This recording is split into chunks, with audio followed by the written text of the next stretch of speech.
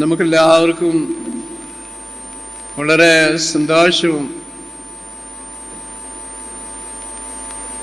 ആത്മനിർവൃതിയും നൽകുന്ന ഒരു അവസരമാണ് സെൻറ് ജോസഫ് സ്കൂളിൻ്റെ ആനിവേഴ്സറി എന്ന് പറയുന്നു. ഏതൊരു കലാലയത്തെ നമ്മളെ വിലയിരുത്തുമ്പോഴും കലാലയത്തിൻ്റെ വളർച്ചയിൽ കാലികമായ മാറ്റങ്ങൾ ഉണ്ടാകേണ്ടതാണ്. സെൻറ് ജോസഫ് നഴ്സറി സ്കൂൾ 49 വർഷം പിന്നിട്ട് അടുത്ത വർഷം 50-ാം വർഷത്തിലേക്ക് പ്രവേശിക്കുകയാണ്. ഈ കലാലയം ഒരു നല്ല കലാലയമായിട്ട് തുടങ്ങി ധാരാളം നല്ല കലാലയങ്ങൾ വയനാട്ടിലും നമ്മുടെ സംസ്ഥാനത്തുമുണ്ട്. നല്ല കലാലയങ്ങൾ എന്നും നല്ല കലാലയങ്ങളായി മാത്രം ഇരുന്നാൽ പോരാ, അതിൻ്റെ വളർച്ചയിൽ നമ്മൾ പറയാറുണ്ട് ഗുഡ് ബെറ്റർ. കുറേ കഴിയുമ്പോൾ അത് കുറേ കൂടി മെച്ചമായ കലാലയമാകാറുണ്ട്. കുറേ വർഷങ്ങൾ പിന്നിടുമ്പോൾ ആ കലാലയത്തിന് വീണ്ടും മാറ്റമുണ്ടാകാറുണ്ട്. നമ്മൾ പറയും ബെസ്റ്റ് കലാലയം എന്ന് പറയും. അങ്ങനെ good better best. Saint Joseph nursery സ്കൂളിനെ സംബന്ധിച്ച് അപ്രകാരമുള്ള വലിയ ഒരു മാറ്റമുണ്ടായിട്ടുണ്ട്. ഇവിടെ ബഹുമാനപ്പെട്ട സിസ്റ്റർ ജസ്ലിൻ അവതരിപ്പിച്ച റിപ്പോർട്ടിൽ അതെല്ലാം വളരെ വ്യക്തമാണ്. അതുപോലെ കലാലയത്തിൽ നിന്ന് പുറത്തിറങ്ങുന്നതായിട്ടുള്ള കുട്ടികളെ സംബന്ധിച്ചും വിലയിരുത്തലുകൾ നടത്താറുണ്ട്. നമ്മൾ പറയും ഫൈൻ, നല്ല മിടുക്കിയായ കുട്ടിയാണ്. കുറെ കഴിയുമ്പോഴേ നമ്മൾ പറയും ഇത് ഫൈനല്ല, ഫാബുലസ് ആണ്, യാതൊരു കുട്ടിയോടും കിടപിടിക്കാവുന്ന നല്ല ഒരു വിദ്യാർത്ഥിനി. മൂന്നാമത്തെ സ്റ്റേജിൽ നമ്മൾ പറയും fantastic student, fine student, fabulous students ആകുന്നു, ഫാന്റാസ്റ്റിക് സ്റ്റുഡൻസ് ആയിട്ട് മാറുന്നു.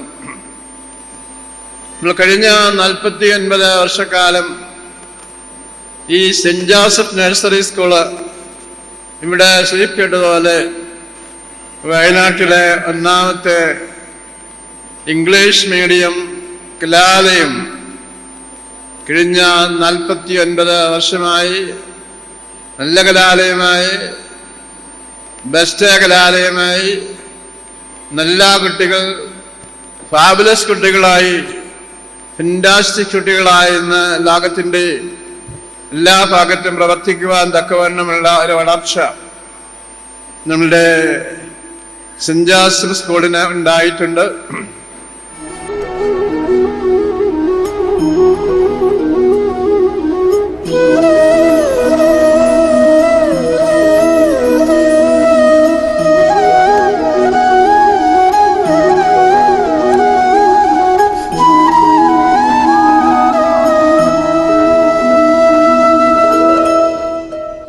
ഇന്ന് ഈ പ്രോഗ്രാമിൻ്റെ ആനുവൽ ഡേയിലേക്ക് കടന്നു വന്ന സമയത്ത് ഞാൻ FM റേഡിയോയിൽ നിന്നാണ് വരുന്നത് എന്ന് പറഞ്ഞല്ലോ.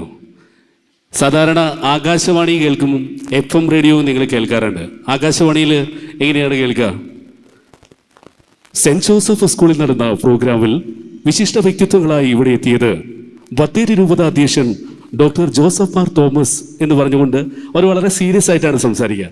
പക്ഷേ FM റേഡിയോയിൽ സംസാരിക്കുമ്പോൾ കുറച്ചുകൂടെ നിങ്ങളുമായിട്ട് അടുത്ത് നിന്ന് സംസാരിക്കുക. ഏകദേശം ഒരു 12 വർഷമായിട്ട് നിങ്ങൾക്ക് ഒഫീഷ്യൽ അല്ലാതെ അൺഒഫീഷ്യലായിട്ട് സംസാരിക്കുന്നതുകൊണ്ട് തന്നെ എനിക്ക് പോഡിയത്തിൽ കൈവച്ച് മൈക്ക് മുന്നോട്ട് വെച്ച് സംസാരിക്കുമ്പോൾ ആ ഒരു എനർജി ഫീൽ ചെയ്യുന്നില്ല. ഞാൻ നിങ്ങൾക്കിടയിൽ നിന്നുകൊണ്ട് സംസാരിക്കാനാണ് ഇഷ്ടപ്പെടുന്നത്. വളരെ മനോഹരമായ, അർത്ഥവത്തായ, ഗംഭീരമായ ഒരു പ്രസംഗമാണ് നമ്മുടെ പിതാവ് ഇവിടെ കാഴ്ചവെച്ചത്.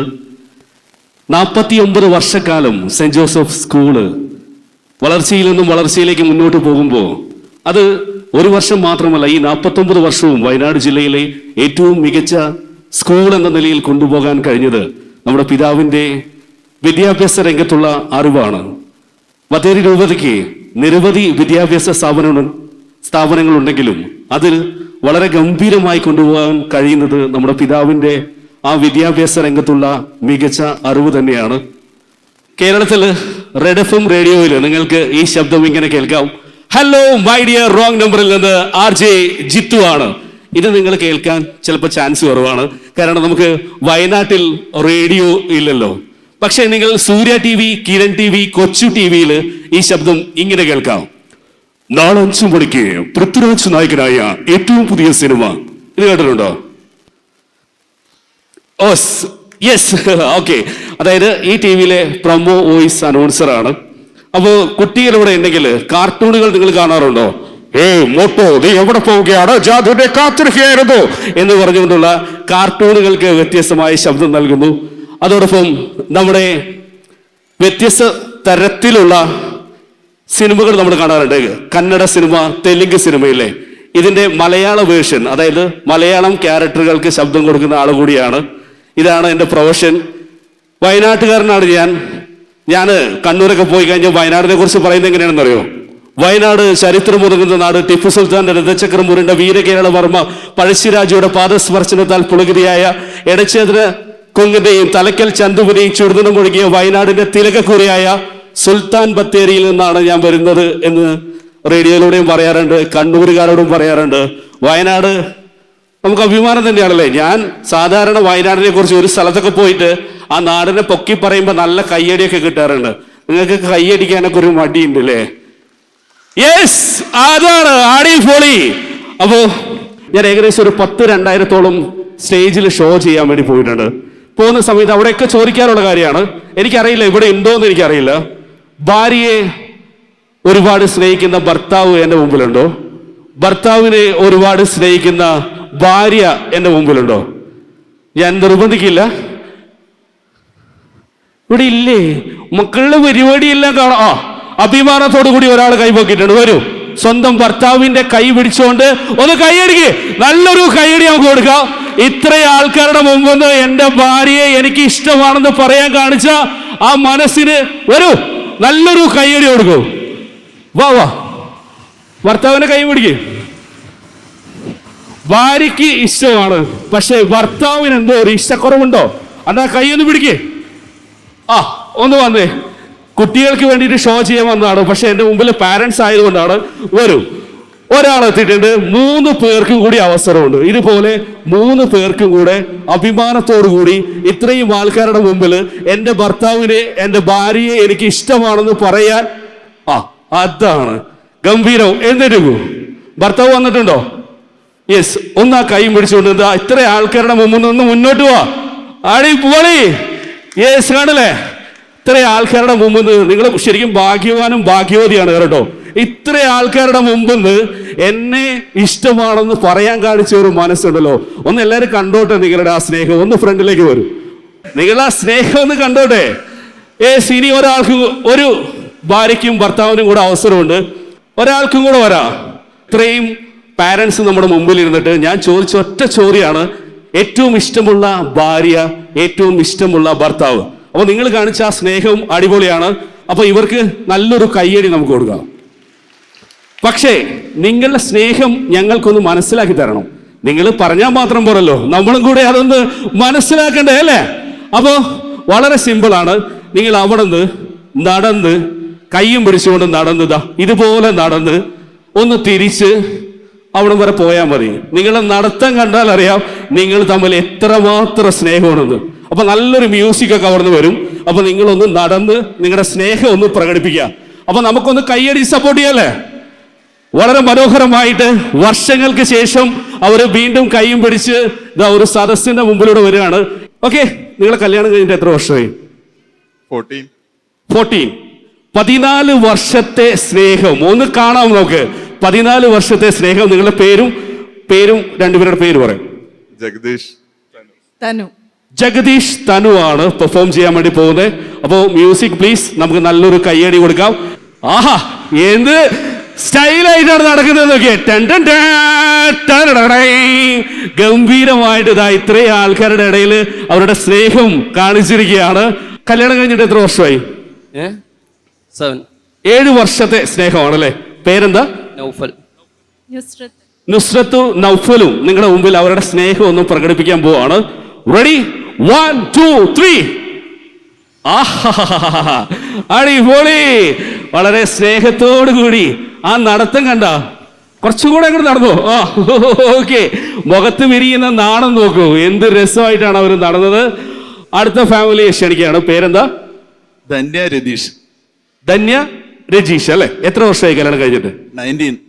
19 വർഷത്തെ സ്നേഹമാണ് നമ്മൾ കാണാൻ പോകുന്നത്. തോളോട് തോൾ ചേർന്നാണ് ഞങ്ങളുടെ സ്നേഹം. അടിപൊളി. ഒന്ന് കൈയടിച്ചേ. സ്നേഹം കാണുമ്പോ കൈയടിക്കാതിരിക്കണ്ട.